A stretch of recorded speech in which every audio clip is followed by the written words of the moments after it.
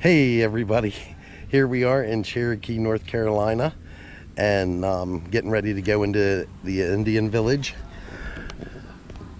the Oconaluftee Indian Village, the Cherokee Indian Reservation here in Cherokee. So this should be fun. We had to purchase some tickets.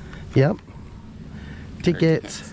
They're $25 a piece for adults. And then we get to walk the reservation, and they have some living history. Yep, they have restrooms here. There's no smoking allowed inside of the park, or inside the village rather. I got my inhaler. Yep, so we should be good. Let's go check this out.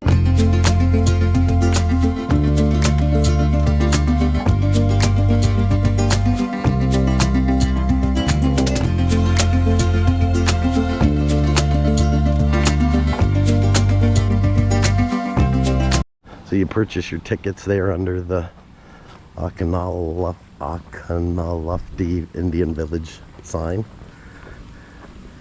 and then enter down here. Supposed to put your cell phone on silent, and we missed the first tour, so we're gonna try to catch up and see how we make out here. Depending on the length, we more detail about the clay right down here at pottery. We'd even be able to work with copper. Now, copper is an easy metal to work with, not going to be durable enough to chop down any trees with, so we just primarily use it for decoration and for small weapons. Now, what we have here are going to be our glass beads coming in with the early Europeans in the 1690s on into the early 1700s, and these are going to be coming in from Czechoslovakia. And what we have here is going to be our needles, and these are going to be coming from the stratus part of a deer leg located above the hoof. So once we break that bone, and depending on how well it breaks, we can roughly get 4 needles out of a single bone break. With our clay, we'd have to go to the river banks and dig at least 2 to 3 feet into that bank to get to the clay. Now once we do get it, we'll have to purify it by hand, which can take up to a month to do, depending on how much clay we have gathered.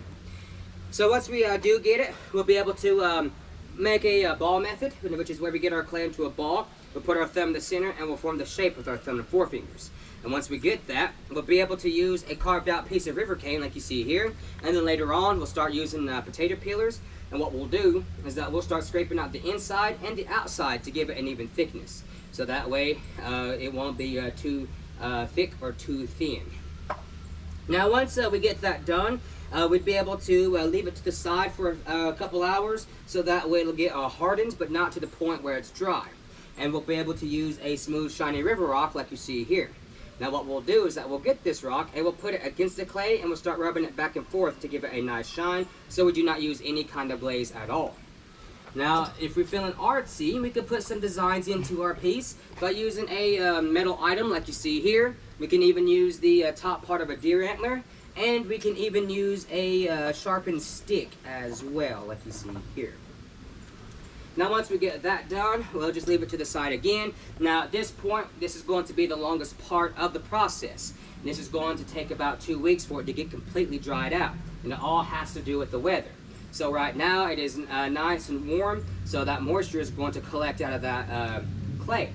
Now if it was to rain here in the next 10 to 15 minutes, that moisture is going to collect back into that clay, and it's going to take a bit longer for it to dry out. So that's why we have to make sure that the weather is nice and pretty when we're doing this. It's pretty cool, isn't it? And the trough. Yeah. Good for more than just bread.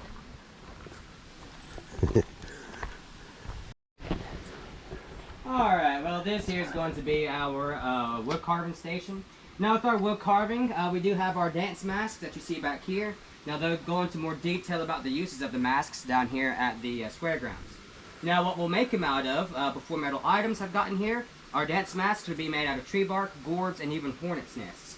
Now once those metal items have gotten here, we'd be able to start making them out of a softwood such as buckeye or cedar. Now we also got rattles. Now these help keep rhythm for our dances. This one that you see here is going to be white pine, and that is a single piece of wood, while this one that you see right here is going to be a gourd. Now the gourd is part of the squash family. It's not edible, so we just use it for rattles, water dippers, and even birdhouses, and even as bowls as well. Now we're also farmers. We never lived in any kind of teepee. That's all Hollywood and stereotypes. Here we have flint and rhododendron. That was going to be our garden hoe before metal. Now once those metal items started coming through here, we'll be able to get this metal blade like you see right here. And with our seashells, we'll be getting these big ones from the coastal tribes. Now the tips, they're going to be broken off and they're going to be used as decoration. The rest of it is going to be heated around a fire to get brittle and then crushed down into a fine powder, mixed in some animal fat and some water to make a whitewash or a white paint to be used for our purification ceremonies. And then speaking of those ceremonies, we do have a pipe here. Now this one is 7-sided, and this represents the 7 clans of the Cherokee Nation. Now each clan has their own stem to smoke out of. So once one clan was done smoking, they'll take their stem out and pass it on to the next clan. Now we didn't smoke anything like marijuana. Again, Hollywood and stereotypes. We actually smoked a rabbit tobacco, which is wild, and that is still 10 times more potent than any kind of tobacco that we have today. And what we have here is going to be our punt drill or bow drill. And this is going to be used to drill our holes in our masks, pipes, rattles, and what we have here is going to be flint, and that's going to be interchangeable, while the wheel, that is going to be stone instead of wood, is just to act as a weight. And this is how it'll work. And this is what we call the first Black & Decker. Yeah, just ignore her. It's okay. I like to read alone, George. I'm sorry. If you can't tell already, this is my best friend here. Alright, well this here is going to be our basket station. Now with our baskets today, we'll be using a few type of materials to make them out of. Like with these 2 ladies here, they're working with white oak and possibly maple. Now what we'll do is that we'll use the saplings, we'll use the young trees, and we'll quarter them off like how you see here. Now once they're quartered off, we'll actually follow the grain, and by following that grain, we'll get our knife here and we'll start bringing it down. Now out of a piece like this, you can roughly get 15 splints out of this. Now the next material that we can use is going to be river cane. Now river cane is going to look very similar to bamboo. Now the only difference is that bamboo is imported here while this is going to be native. Now once we get it, we'll actually work with it while it's still wet, so that way we can get our knife and start bringing it down. Because once this dries out, it starts becoming brittle. So that's why we want to work with it while it's still wet. Now once we get our splints down, we'll be able to get a piece of leather like how you see in Miss Lucille's lap here. And she'll get her splint along with her knife, and she'll start scraping it down so that way they get nice and pliable. And then she'll use some scissors to make sure that she has a nice even width to her splints as well. Now these 2 ladies can make 2 types of baskets, like this first one that you see here. Now this one's going to be the single weave. Now the single weave basket is going to be a simple over and under method on the base. Now once it starts coming to the wall, depending on the crafter, this is going to become more intricate and more complex, so a lot more counting is going to be involved. But there are going to be some baskets that will keep that simple over and under method through the entire thing. Now depending on the height and the width of this basket, it can take you about a week and a half to get done.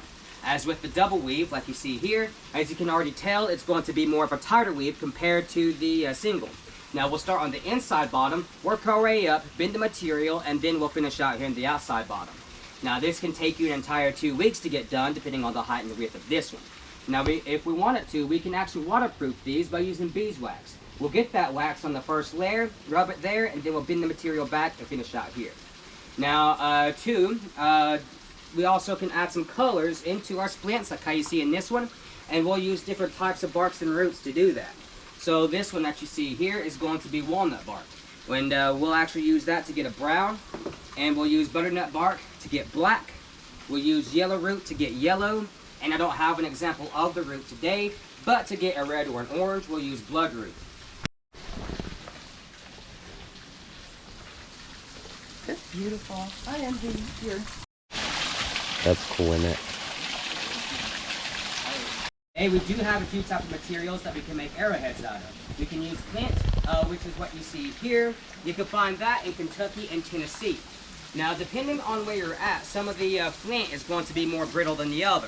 Some you'll have to heat over a fire just to get it brittle. We can even work with quartz, like you see right here. And this is going to be found in here in North Carolina. And then we'd even be able to work with obsidian. Now, obsidian is going to be from South America, so that's where we traded to get this volcanic glass. And so once we get that material, we'll have a big old river rock, and we'll hit that rock across the material to get smaller flakes. And once we get a good enough flake, we'll be able to start using a smaller river rock, and we'll hit the edges that we call flint napping. It's just to get the general shape and the size of that arrowhead. Now once we do get that general shape and size, we'll start pressure flaking with the bottom end of a of a nail. We could even be able to use a copper billet or even a top part of a deer antler. And so we can make two types of arrowheads, like this first one that you see here. Now this one is going to be the rounded shouldered arrowhead. Now the rounded shouldered arrowhead is going to be made from the flint. And the string that's tied around there is going to be the Indian hemp plant fibers. So we can go out, kill a deer, pluck the arrow, and reuse it. As with the broad shouldered arrowhead, like you see here, that is going to be made from the obsidian. Now the string that's tied around there, that is going to be sinew. It's going to be a deer tendon. Now once that hits blood, it'll soak it up, expand, cause that arrowhead to loosen up. And the person who was shot with the arrow would have to push it on through his body. Because if you try pulling it out, the arrowhead itself will stay in and cause an infection. Now with it being glass, if it happened to hit a bone, it'll shatter and send the shards into the bloodstream and cause a blood infection that way. And that is not a good way to go out. While the shaft that you see there, that is either going to be either river cane or mountain cane. It really depends on the user. While the feathers that you see here, those are going to be the feathers from the wild turkey. And the notches are going to help it keep it in the air. Now before we really started trading with the South Americans, we'd be actually using copper as a form of arrowheads for wartime and also for hunting as well. Now with our bows that you see, these are going to be made from locust or hickory. Again, it depends on the user. And we'll make them to our own height, so there is no one bow that was the same.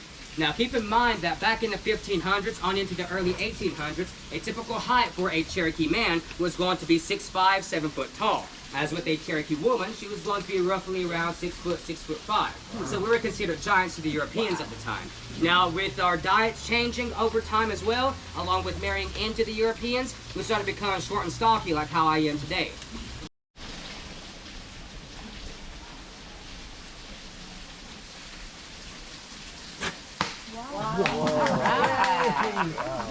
One that you see right here, this is going to be our bear trap or deadfall trap.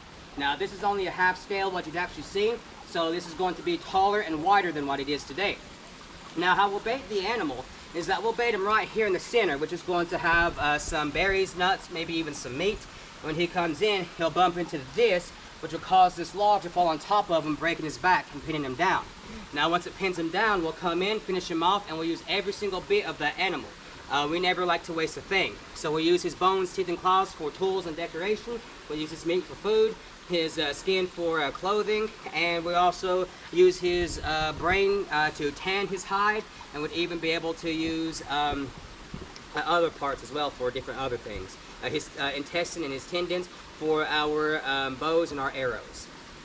Now what we have here is going to be the fish trap. Now the fish trap is going to be made out of river cane rather than the bamboo like you see here today. Now with this, we'll put these in the rivers facing downstream. So that way when the fish, when they're coming up, they'll be able to go through this door, and then with the current it'll close back and those fish are not able to get out. And we'll have a hatch which will open here, and then we'll be able to throw in some walnut husks, which is going to cause the fish to become stunned, and they'll come floating to the top, and we'll get our fish out from there. Now what we'll have here is going to be the figure 4 trap, and that's going to be used to capture small birds and even some groundhogs, depending on what we need it.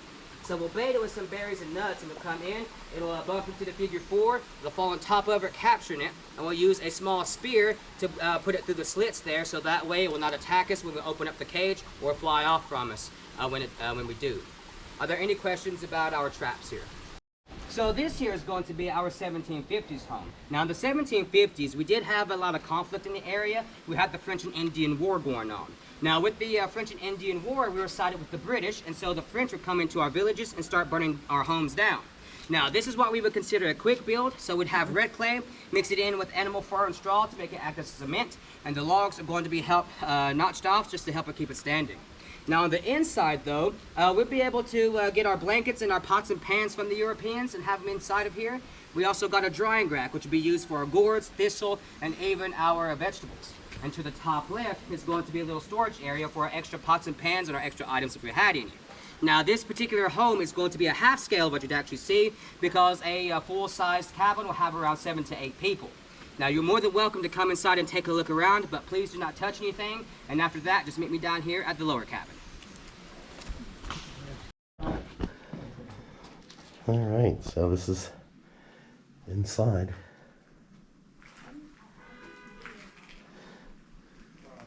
Pretty simple, not a lot.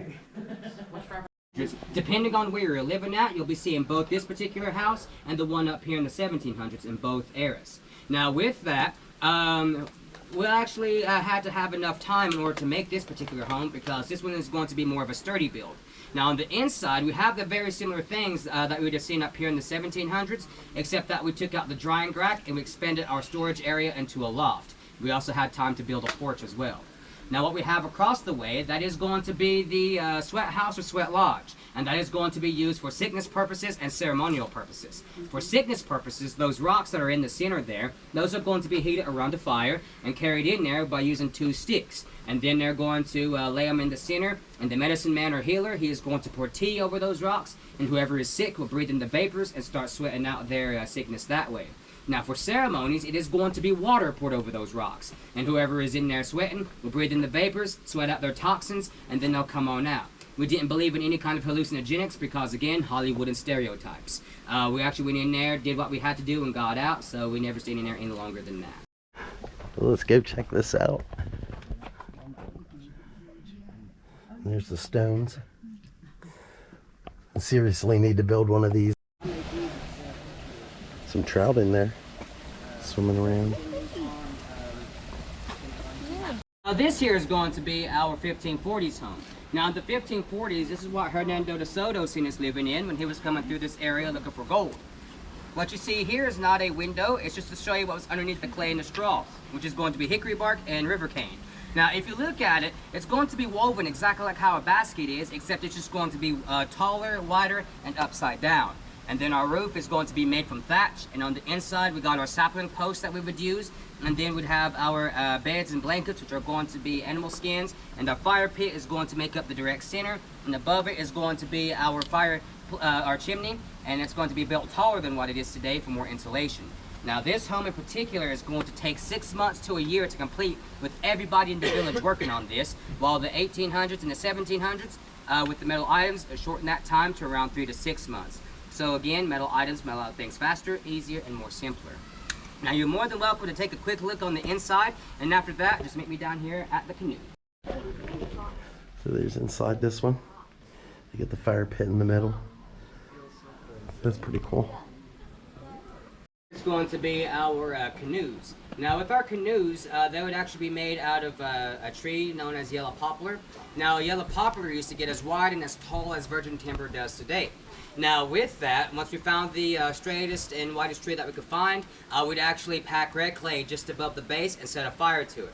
Now once that fire eats through that base, we'll see if it was weak enough, but if not, we'll keep doing the same process over and over until it did get weak enough to where it'll fall, and then we'll strip the bark off the entire thing, pack red clay on the sides there, and set fires directly in the center. Now, with that process, it's going to take 6 months to a year to complete. As with the metal items, it shortened that time to around 4 to 6 weeks. But we also noticed the imperfections that the metal items were bringing with the canoes, because with the burning process, it'll show you the natural cracks that will be on the inside. As with the metal items, it would either add on to those cracks or just completely take off more than what you wanted on one particular side, or just completely break it. So that's where the imperfections started coming in with those metal items. Welcome to the Cherokee Walmart, or the trading post. Now with the trading post, the fur trade was going to be really important for the Europeans, mainly because that they needed that leather for boots, belts, bags, hats, and book bindings. Now the reason for the book bindings was because Europe were starting to get their hands on books for the first time, and so it became a big fad, and they were trying to get that leather to keep up with the demand. So with that, when we were coming out, we were actually, the Cherokee, we're actually looking for more of these cloths for your hatchets, gorgets, watches, buttons, also beads. So for the men, the reason why we come out for these is because we want it to look good for the women. We got it from nature. So if you look at a peacock today, a male one, he has to show off his colors to show that he is impressive, while the female, she doesn't have to do a thing. And if she is impressed, they'll be able to have kids, and that's how we managed to look at it that way. So the Cherokee women didn't have to wear decoration unless they wanted to. But the men, we'd have to be the ones to do all the impressing.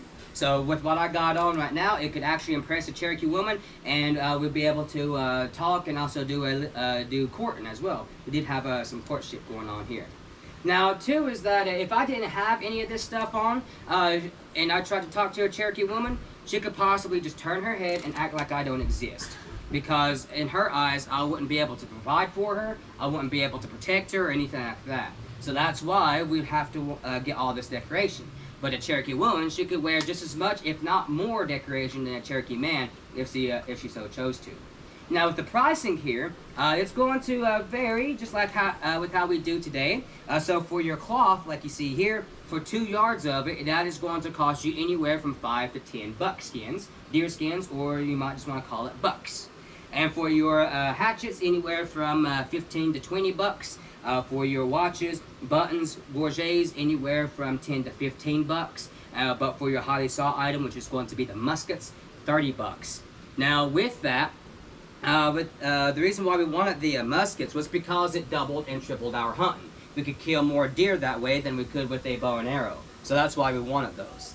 Now the traders, when they were coming through this area, they'd actually be able to sit outside of the village rather than inside. And they would have a certain distance that they would stay, just so that way all the nearby villages can come out and walk the same amount of distance, so that way no one felt special.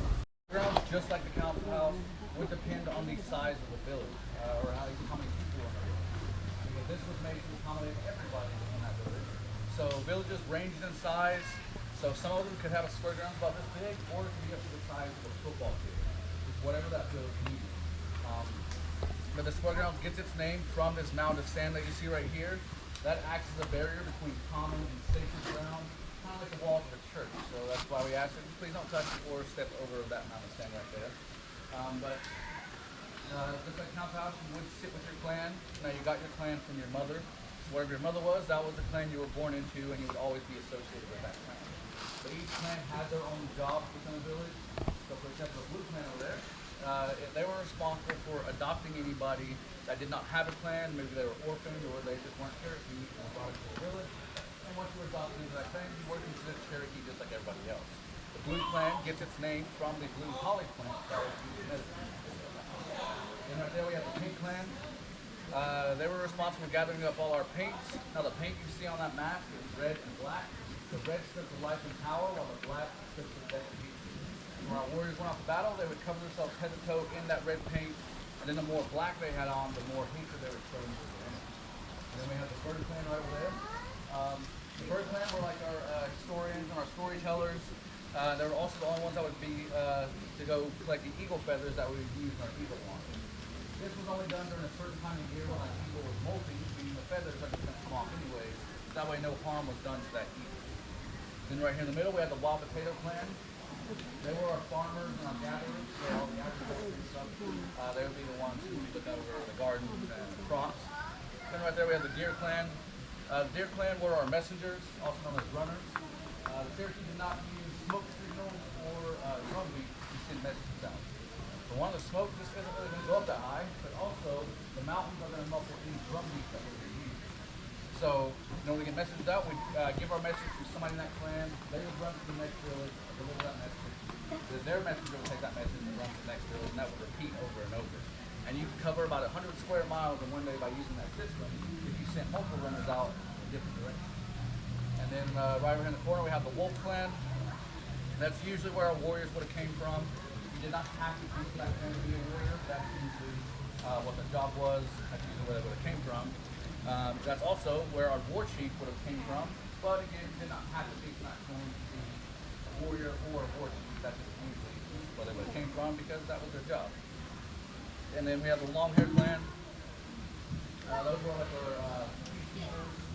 There was the situations that needed to be resolved, would send people from that clan because they were known for being very good speakers. So they would try to resolve that situation peacefully before it escalated. Big misconception that settlers had when they first arrived, they thought we were worshiping these animals, and that simply wasn't the case. We were showing our respect to these animals because they provided a lot for us. Every part of an animal was used, so nothing was wasted. And so animals also deserve a lot of respect. Well, another dance that we have is the eagle dance. So the eagle feathers that would be collected to be used for things like these eagle wands right here. Now the way the eagle dance works is the dancers will have their arms out stretched, and that represents that eagle flying over the land, and then at one point the dancers will come down like this, that represents that eagle gathering up everybody's prayers, and then finally taking them up to the creation. Now, I do want to say that these are just imitation feathers, these are not the real feathers. If these were to fall out and touch the ground, Cherokee believes that the dancer or somebody close to him would soon die. Nowadays, some people believe. So they have a craft shop, and unfortunately they temporarily had to close today for some reason, but they also have a concession stand and big parking lot here. We're kind of getting run out by thunderstorms, but They have a picnic area down. yeah, they do have picnic areas down a little lower down the mountain. And they have bike trails. Yeah, and there are bike trails. So I don't know. Storms are coming. We heard it a-coming. So all right, so that was our cool little tour through the Oconaluftee Village. Indian Village, and I personally loved it. I loved it.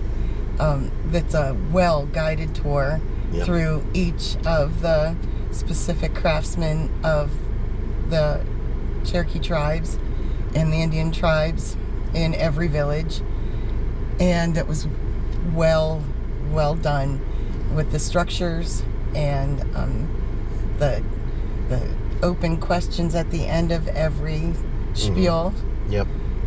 They're very friendly, Yeah, everyone was very friendly, and open to answering questions. yeah, it was pretty cool. It's a beautiful area.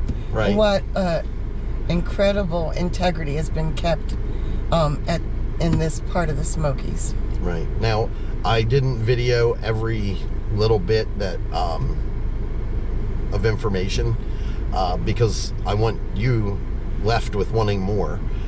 If you're left with wanting more, then you might come here and visit and immerse yourself in the experience. Right. And there's so much. I think back to, the history class. Not that I rank my past high school real high on having taught an education to anyone, but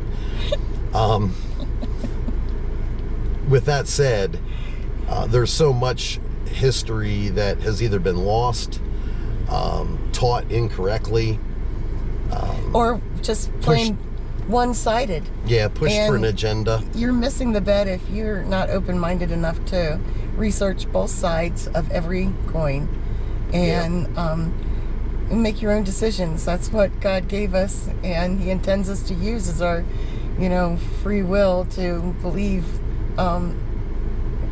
what we're led to believe, and without judgment. He's our only judge. Right. So we really liked it. Really loved it.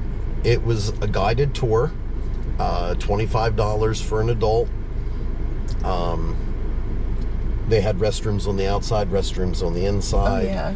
Oh yeah. Everything was what we would expect to see out here. Right. We're really close to Cherokee and Maggie Valley. Yeah. This is only like 2 miles away from like downtown Cherokee, I would say. Yeah. So Really close. it's not a bad drive or far away, or even if you were on the Tennessee side, if you were in Gatlinburg, Pigeon Forge, just up over the mountain, and there's all this history over You here. could be on a reservation. Right. So it was pretty cool. We want to thank everybody for watching, and Hope you enjoyed this video. We Yep. did. We enjoyed showing up yeah, and getting more experience under our belt. right. So if you like this video, please like and subscribe, and until next time, Have a Steph-n-Lee Steph-n-Lee day.